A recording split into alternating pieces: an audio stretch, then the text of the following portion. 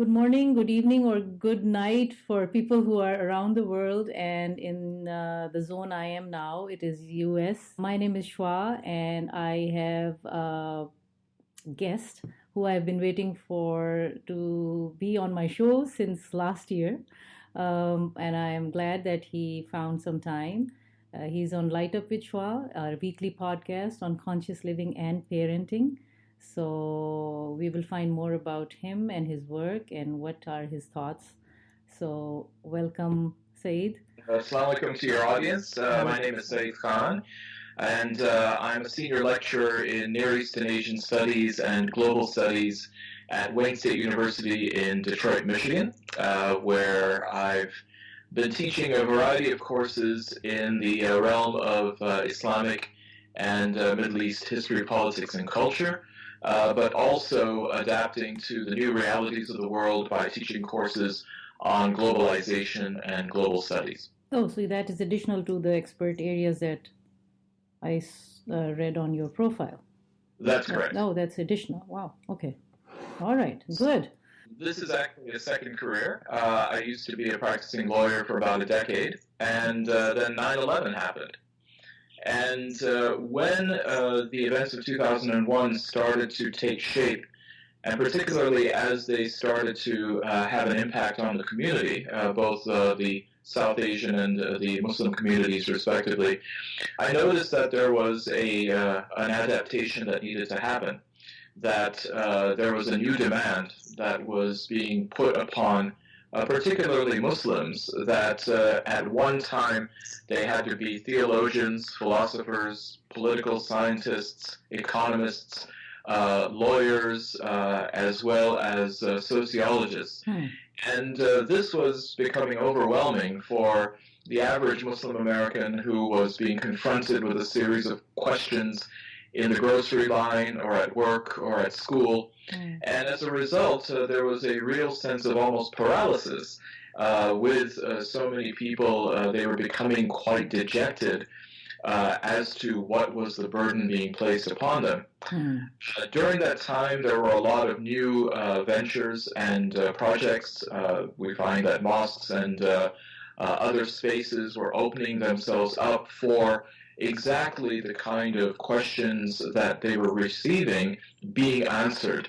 That kind of open house mentality also led to churches and other spaces opening their doors to hear what Muslims had to say. And as a result of that, shall we say, it was a matter of getting thrust into a new area of engagement. Well, fast forward a few months from that, I realized that there seemed to be a need for Muslims to demonstrate that they had something relevant to say within American society that was in line with American society, not incompatible with it, and at the same time for broader society to recognize that there is a seat at the table and that a Muslim voice needs to be there.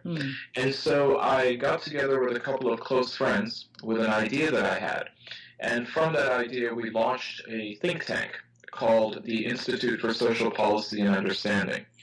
And so ISPU essentially came about by necessity to fill a void after 9/11 so that Muslim Americans could demonstrate, as well as research in areas of social and domestic policy, what were their perceptions and how those would then fit in with broader Muslim American society.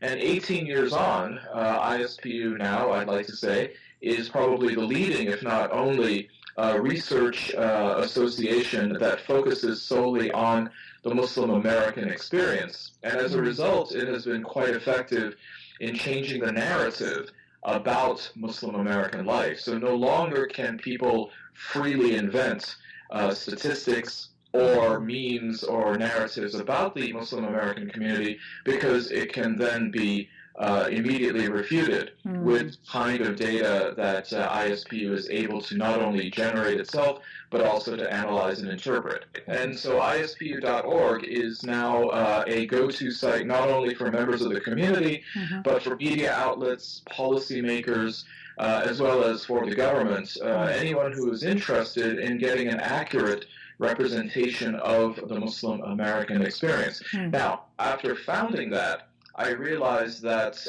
it was the kind of work that would probably find me better within an academic environment than in my legal capacity. So I decided then to make the jump from law to academics and never looked back. Wow. Amazing. So you are in teaching now, and you are speaking on different topics around the globe, I think. You travel a lot, right?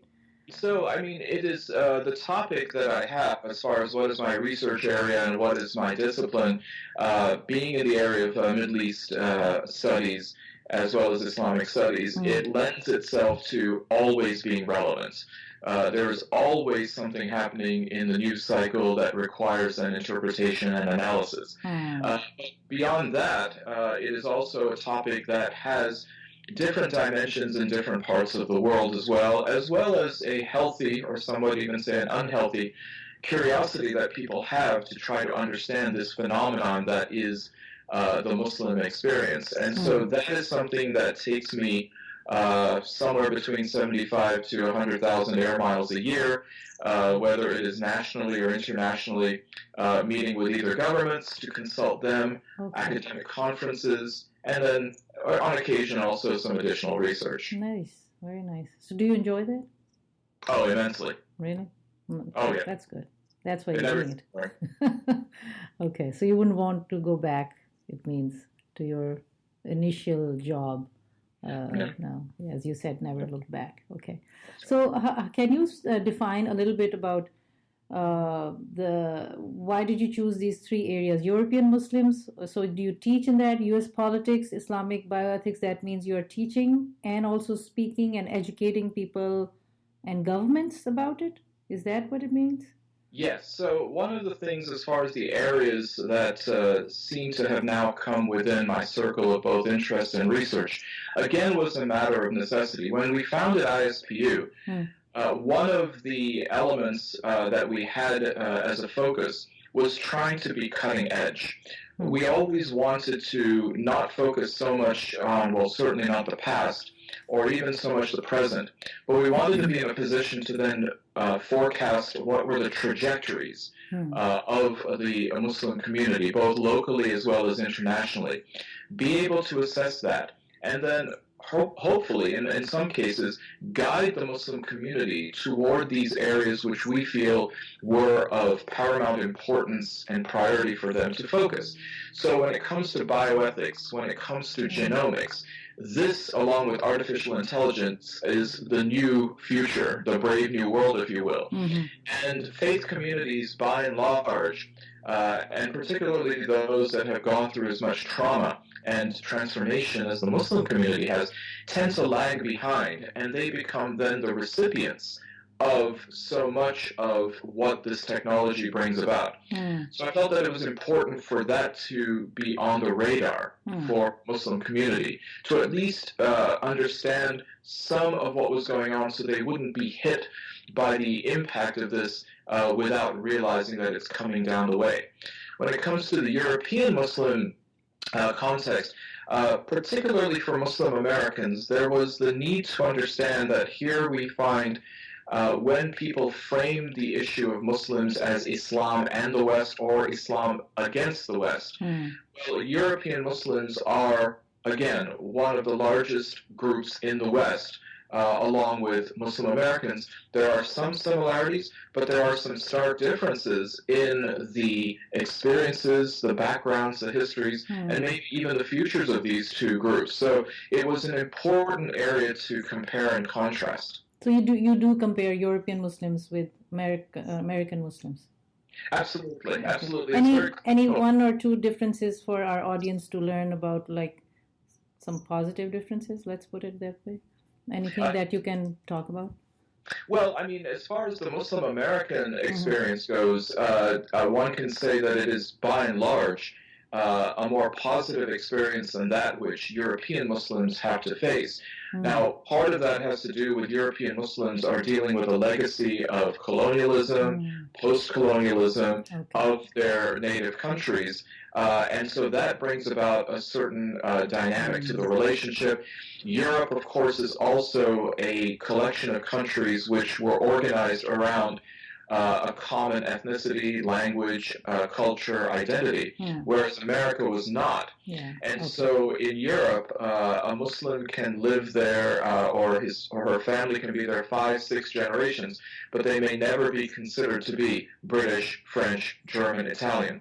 Whereas in the American experience, being the land of immigrants, the idea of becoming an American is usually very organic and something that can occur even before achieving nationality or citizenship. And I think that's probably the biggest difference. Wow, that is interesting.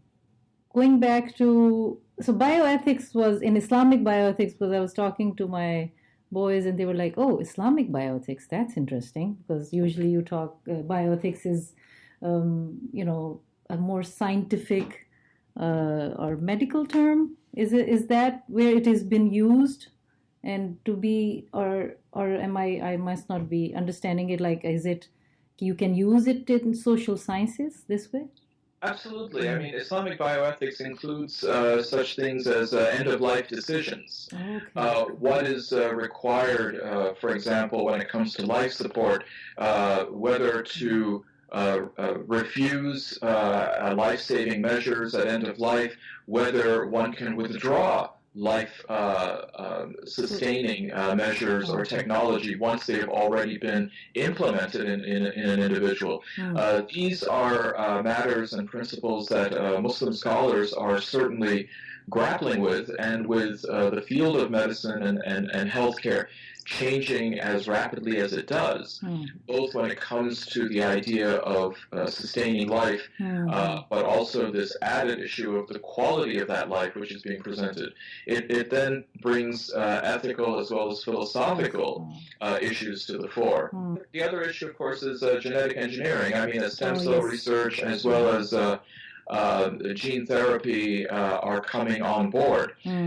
What is the Islamic perspective of this? How much, quote-unquote, playing God is permissible within a Muslim context? That must be interesting. So there are other scholars, Muslim scholars, that you find yourself in debate, or are you always on the other side, or are there scholars like you who exist and who are aligned with your thought process? Well, I'm still a minor player within the area of Islamic bioethics, and I leave that to people who are far more embedded in that. And the good news is that there are such Islamic bioethicists and ones who engage on a broader level and at the highest levels with bioethicists from other fields, other faiths, and other factions. It would be unhealthy if there wasn't a robust debate about these issues. But it's nice that, and what I would like to go ahead and provide is perhaps a multidisciplinary approach to Islamic bioethics, that it's not just about the theology, and it's also not just about the technology.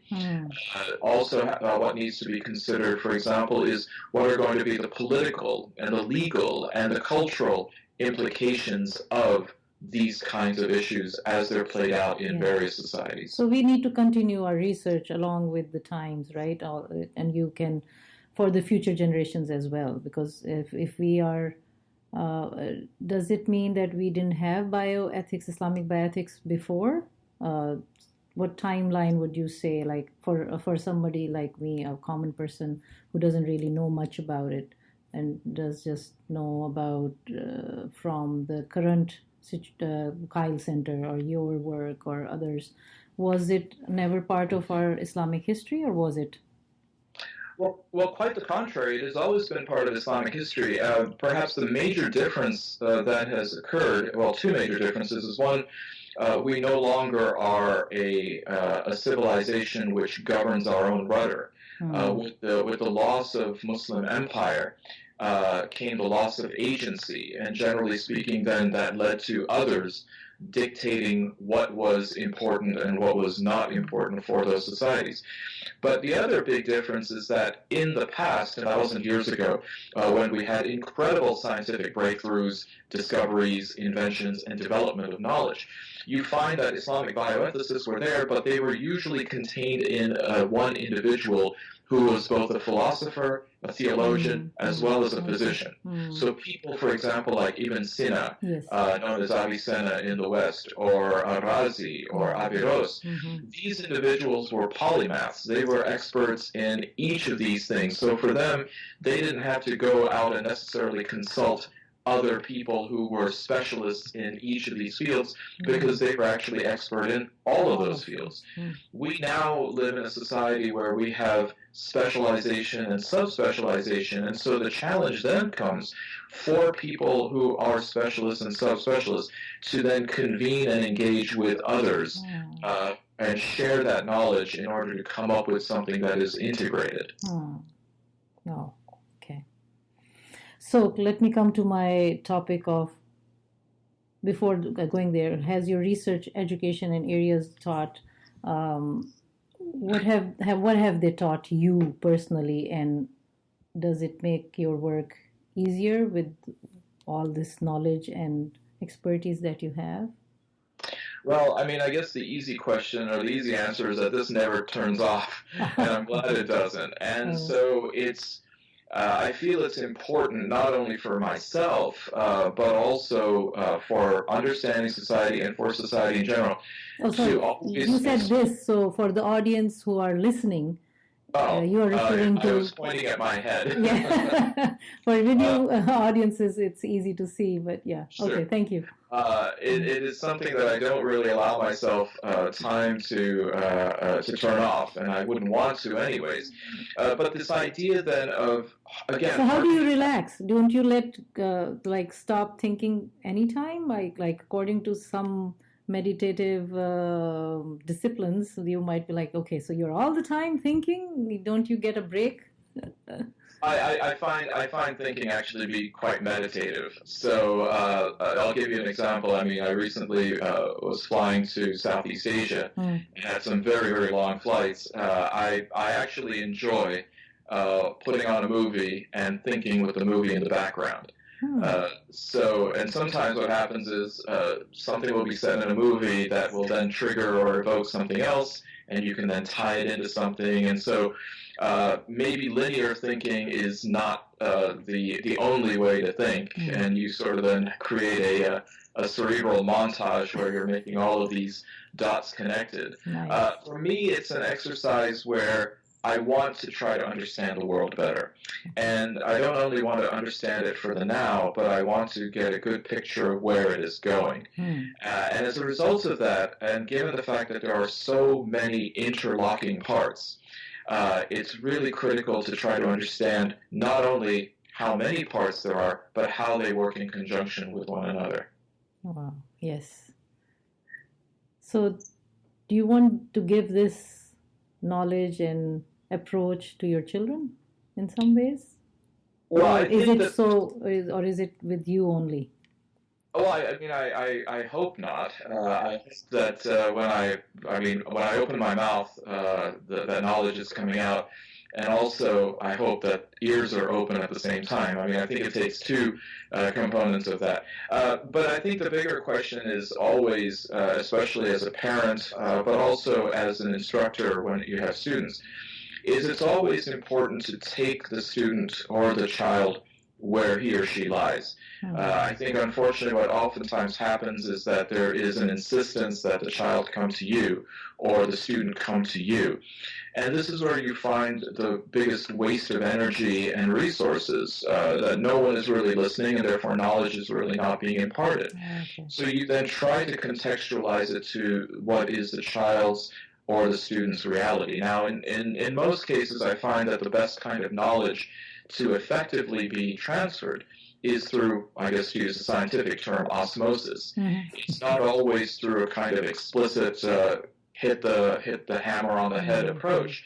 But if they develop a kind of, and this is a term today when you hear about the internet, the cloud, if you create a space, an atmosphere, an environment where that knowledge comes in and is absorbed organically, you find that the retention level is certainly far more than the whole idea about rote knowledge, where kids are sitting there with their heads bobbing up and down like you see in old movies and in old societies. Yep.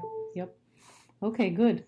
So I'll be shortly coming to your parenting. Before that, how would you define conscious living with all your knowledge? I want to have a good definition from you. That will be helpful. So, I mean, for me, conscious living is always being on. You asked the question before that do you turn off? Stop at all, and I think that the very epitome of conscious living is to always be thinking. And again, it is not something that is exhausting. I don't find it something that burns you out. It's oxygen itself. It should give more energy rather than exhausting you. Right. Yes, that's true. So what is racism, and what can we do to learn not to be racist? Well, I mean, see, now this is, of course, the question of the time. First of all, I think there's the one has to be realistic. There is some level of racism in everyone. Okay. And part of that is that there are certain inequalities that are baked into the cake. Now, those could be ethnic, they could be socioeconomic, they could be ideological, but they do exist. It is how you overcome those kinds of inequalities that I think are the most important element of combating what we would call either racism or bigotry. The other aspect of it, I think, that is involved is that racism usually comes from a place of both ignorance and fear. Fear that there is something that someone may take away from you. And I think that in the current climate, there's this internet star now who is a cottage industry on decluttering. And she's extremely popular. I mean, her videos have gone viral, and she's created a movement by which people are starting to declutter their homes of stuff. Yes. And while I've got a lot to learn from somebody like that myself, the one aspect of decluttering that I would say is to declutter those things that you feel you need that you're worried that someone's going to take away from you. And if you start to define your life and your identity through things that are essentially immutable, that cannot be touched, then you find it a lot easier to both deal with racism, and for those who might find themselves, unfortunately, going into a realm of racism, they then would be less fearful of losing something. So, I mean, for me, if my core identity is defined by my knowledge, that's something I'm not really worried about someone taking away from me. Good. Thank you. I think it's important to realize that whether one is a scientist, a researcher, someone in the humanities, or even a parent, as long as they're trying to impart something or convey something, they always have to be cognizant of the fact that they bring certain biases, that they bring certain agendas, and they bring certain objectives. I mean, there's no parent on earth that is not going to go ahead and advocate for a particular point. Now, are they doing so with the best interests of the child? Most likely. I mean, unless you have really horrid parent.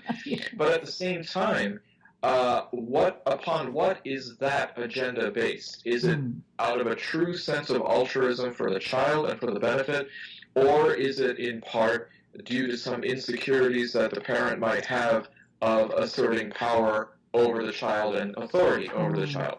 Well, similarly, we find that happening with academics. We have that happening with researchers, particularly when there's a profit motive, or in current society, getting the maximum number of hits or likes, either by their peers or on social media. So if we understand then that what might be the agenda, we can then go ahead and more properly vet how credible that knowledge is when it is coming from various groups. Now, if a scientist, for example, is doing a report on climate change, but their funding is proven to be from an organization that is anti-climate change, we have to then go ahead and infer what that bias is going to provide, and whether we should really take that information as gospel or with more than just a grain of salt. But many people don't know about that part generally. I mean, you might know, and I learned it quite, not from the beginning. I didn't know when the researches were done and they were funded, and there is always an interest, and and the funder is trying to direct in certain, direction. I mean, when doctors used to prescribe smoking, Yeah. so now today it's, we know what it is. So that kind of thing. So yeah, I think it is basically knowledge, and that knowledge is not reaching everywhere. And like, let's say in our developing world, people don't know. Well, you mentioned smoking, so there's two examples to that. I mean, there was a time when smoking was actually prescribed. Yes. For example, if you've seen the movie The King's Speech, King George VI was, in fact, prescribed by royal doctors smoking to ease the throat muscles, Yes. so that it would perhaps minimize his stutter. At the same time, they also used to prescribe that he put marbles in his mouth and then speak in order to improve his diction. Now, these are ridiculous. Now, that is still, despite the fact that it was misguided, something that one could say is free of bias. They believed that at that time, I guess. Yeah. Now, at the same time, if, for example, a report on the merits of smoking was underwritten by Philip Morris, well, that has to be seen in a different light, because then the economics of the research and who is supporting it is entirely different than even the naivete and the misguided industry standard at the time when it came to smoking. And so we find that that is something to contend with, and it's always, and particularly now that it's facilitated with the internet, it's always important to then go into the background of researchers and scientists to see, is this person being guided by a particular stream of religious orthodoxy? Is that what's guiding their perspective? And if you can then find some people who are less corruptible by economics and politics, that can probably lead you toward research that is more credible. Yep. Okay. Thank you for that. So let me ask you, what is parenting for you? I think parenting is two things. One is instilling in children a sense of the world in which they have agency, in which they're not just simply passive members or on the receiving end of what the world throws at them. That then, by its very nature, provides them with the courage and the tools by which to handle issues, and even crisis issues, along with the confidence that the parents are always there for them. Now, being there for them may not necessarily be something that on an ad hoc basis they agree with. Being there for them may involve punishment for certain things. Being there for them may involve not necessarily giving them something that they feel is a necessity, like some new electronic good or the latest update on a phone, but setting an agenda of an ethos that lasts beyond the relationship of parent-child. I think that one of the problems that sometimes happens is that parents don't look at their children beyond their own relationship with them. And that doesn't do well to equip them with all these other relationships. I mean, if you think about it, the parent-child relationship is one parent and that child, but that child is going to encounter hundreds, if not thousands, of people in his or her lifetime, and they need to be well prepared for how to deal with all of those dynamics. Exactly. So let me ask, how many children do you have? 3 girls. 3 girls. And ages? One is, let's see, she's 21. One is coming up on being 20, or actually, sorry, 19. Okay, And now the now other they're one's gonna 15. get on you. 20, 19, and 15. Oh wow, mashallah. God bless them and you. So they are grown up almost. They are grown up. Yeah. So how is it going as a father? That concludes part 1 of the interview with Saeed Khan. Tune in next week for part 2.